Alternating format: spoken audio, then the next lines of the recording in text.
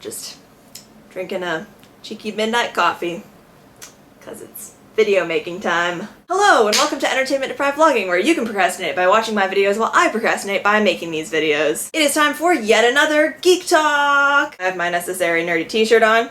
I am ready to go. Funny story about this shirt, actually. It was given to me as a Christmas present by two separate people. Two people saw this shirt and thought, Stephanie would love that shirt.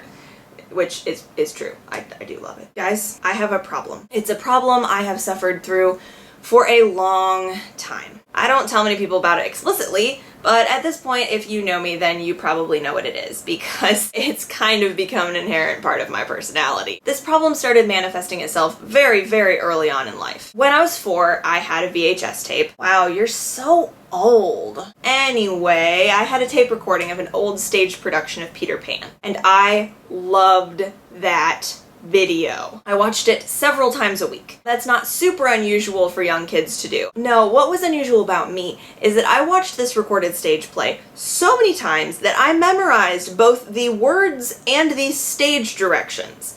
I would literally act out the part of Peter Pan using my living room as the set and the toys in my toy box as the props. I knew that play right down to the choreography of the fight scenes between Peter Pan and Captain Hook. Let me reiterate that I was 4. My problem back then, which has really only escalated since, is what most people would call obsession. When I was 10, I was grounded from The Incredibles for 2 weeks because I started speaking entirely in quotes from the movie. When I was 14, I threw a 3-day-long Star Wars marathon viewing party complete with a costume contest, lightsaber dueling bracket, and each individual room in my house being decorated as a different planet. When I was 16, my friends would be forced to sit through lunch every Monday listening to me give a perfect scene-by-scene rendition of the iCarly episode that had aired that weekend. Although I've learned to tone it down a little over the years, my obsession problem is still in full swing. Here's the thing. When most people find a show or a movie that they really enjoy, it goes something like this. Wow, this is a cool thing.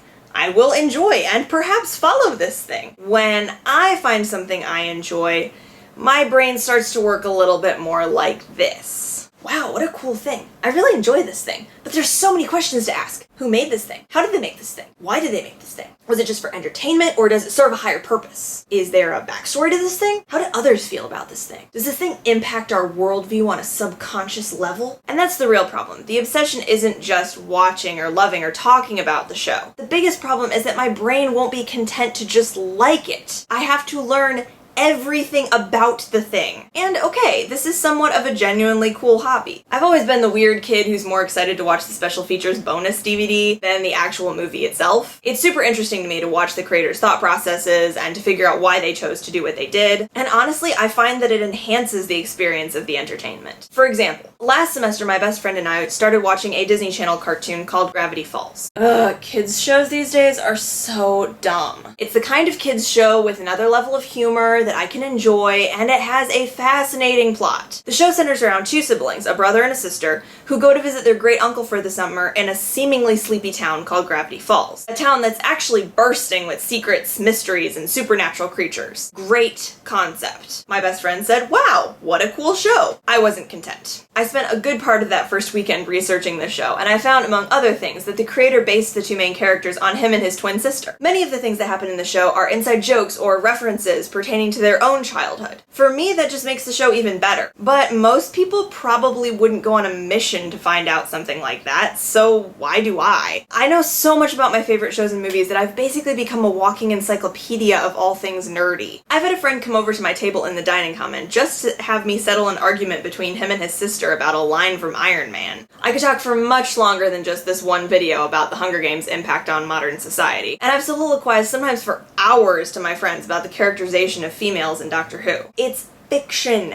You're crazy to spend so much time caring about it. That's probably true, Heckler clone. But honestly, the intersection of fictional worlds with our own is something that has always fascinated me. I think a defining moment in my life is when I realized that I wasn't the only one who thought this way. There were other people who intensely enjoyed the things that I felt so weird caring about. I dove into the world of fanfiction, fan art, headcanons, and, yes, shipping headfirst. What amazed me the most is that there were actually intellectual people enjoying the same things that I did. I have professors who will talk for hours about the religious imagery in Tolkien's books, who will discuss the science of Reed Richards' experiments in the Fantastic Four comics, who will lead a discussion on Rick Riordan's portrayal of Greek mythology in the Percy Jackson books. For goodness sakes, I own a book called The Virtues of Captain America that was written by a university philosophy professor. Maybe I can't explain my obsession problem entirely, but at least I know that I'm not alone. So why do I tell you all this? Well, for a while I've been wanting to get some of this information out of my head. I need room for calculus. But I also really enjoy sharing these kinds of thoughts with others and maybe prompting them to think more deeply about the media that they're ingesting. The best way I know how to do both of those things is to make videos talking about this kind of stuff. So as of this video, I'm going to be beginning a series of videos on this channel talking about one of my favorite subjects and one that I think has a lot of potential to prompt some deep thinking. The Marvel meta-narrative, better known as the Marvel Cinematic Universe. There's some really interesting discussions to be found here, discussions of morality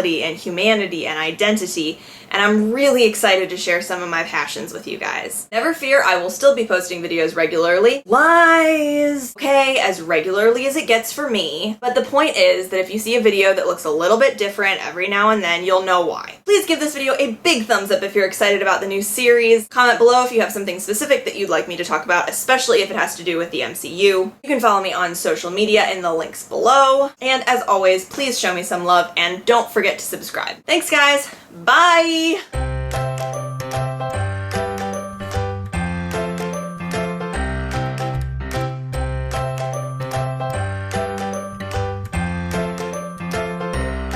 My necessary, ooh, that was awkward. A Christmas present, a Christmas present. When I was 16, my forced would be friends. What are the words? My dining table in the comments. I can't speak. This is my channel, or this is the channel that I'm talking to. My channel, this channel, it's the same thing. Recording is over. DFTBA.